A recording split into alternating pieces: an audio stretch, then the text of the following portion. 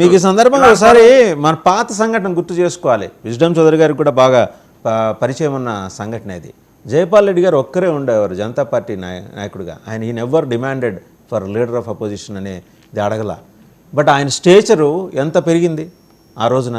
వెంకయ్య నాయుడు గారు అండ్ చాలా జనార్దన్ రెడ్డి గారు, ఎవరు పీజేఆర్ గారు, ఆయన సిఎల్పి లీడర్గానే ఓంకార్ గారు, ఎంసీపీఐ ఓంకార్ గారు.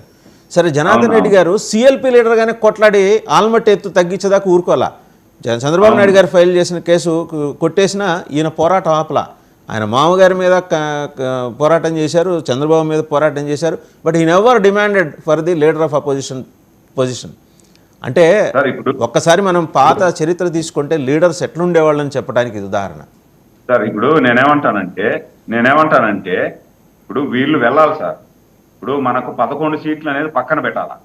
ఇప్పుడు గెలుపు ఓటములు సహజం, మనం మామూలుగా మాట్లాడుకుందాం. ఎవరిని విభేదించేది లేకపోతే వ్యక్తిగత దోషణం లేకపోతే అవమానపరిచేది పక్కన పెడదాం.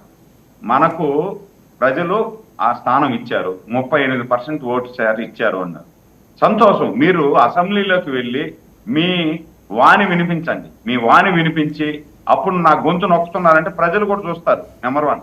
నెంబర్ 2 వచ్చి మీరు అన్నట్టు ముందు 294 స్థానాలు ఉమ్మడి అసెంబ్లీలో ఉండేటప్పుడు తెలుగుదేశం పార్టీ రెండోసారి గెలిచినప్పుడు కాంగ్రెస్ పార్టీకి 26 స్థానాలు వచ్చాయి సార్. 26 స్థానాలు వస్తే కూడా జనార్దన్ రెడ్డి లాంటి ఒక మంచి గొప్ప లీడరు ఆ రోజు నాకు ప్రతిపక్ష లీడర్ కావాలా, నేను ప్రతిపక్ష నాయకుడిగా నాకు ఇవ్వండి అని చెప్పి అడగల. ఆయన ప్రజలు పడుతున్నటువంటి కష్టాలు ఏదైనా ప్రభుత్వం ప్రజా వ్యతిరేక కార్యక్రమాలు చేస్తే అలుపెరగని పోరాటం చేశారు కాబట్టి 26 స్థానాల్లో కాంగ్రెస్ పార్టీ తదునానంతర కాలంలో అధికారంలోకి రాగలిగింది.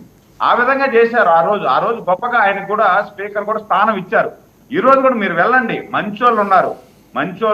స్పీకర్ కూడా చాలా మంచివారు, మీకు మంచి అవకాశం ఇస్తారు. మీరు మీ వాణిని వినిపించండి. మళ్ళీ మీరు ఏదన్నా ప్రయత్నం చేయండి. అట్లా చేయకుండానే మీరు చిన్న పిల్లల్లాగా స్కూలుకు పోమంటే నాకు చాక్లెట్ ఇస్తానే నేను స్కూలుకు పోతా, నాకు చాక్లెట్ ఇకపోతే నేను స్కూలుకు పోను అనే మాదిరి మారం చేయడం కరెక్ట్ కాదు. మారం చేయకుండా మళ్ళీ మీ దగ్గరకు వస్తా. ఒకసారి విజ్డమ్ చౌదరి గారి దగ్గరికి వెళ్ళండి. గౌరవప్రదమైన స్థానం మీకు కల్పిస్తారు అసెంబ్లీలో. సురేంద్ర నాయుడు గారు మళ్ళీ మీ దగ్గరకు వస్తా. ఒకసారి సురేంద్ర నాయుడు గారి దగ్గరికి. మీరు దానికి ఉదాహరణే మొన్న మీరు ప్రమాణ స్వీకారం చేసేటప్పుడు మీకు లోపల కాన్వాయ్ ఎంట్రీ లేదు సార్. కాన్వాయ్ ఎంట్రీ లేదు, ప్రతిపక్షం లేదు అంటే నీకు ఎంట్రీ లేదు. కానీ గౌరవప్రదంగా చంద్రబాబు నాయుడు గారు మీకు కారుతో పాటు ఎంట్రీ ఇచ్చారంటే దాని అర్థం ఏంది? మిమ్మల్ని గౌరవిస్తున్నారనే కదా. కాబట్టి మీకు లోపల ఉండే భయాన్ని మనం ఆ విధంగా చేశాం కదా, రేపు మనం ఇప్పుడు వీళ్ళు కూడా మనల్ని ఈ విధంగా అవమానిస్తారేమో అని అనుకోకుండా మీరు గౌరవప్రదంగా వెళ్ళండి. మీకు మంచి గౌరవ స్థానం. రైట్. విజ్డమ్ చౌదరి గారి దగ్గరికి వద్దాం. విజ్డమ్ చౌదరి గారు, మనం ఒకసారి బాలయ్య గారి గురించి కూడా మాట్లాడుకోవాలి.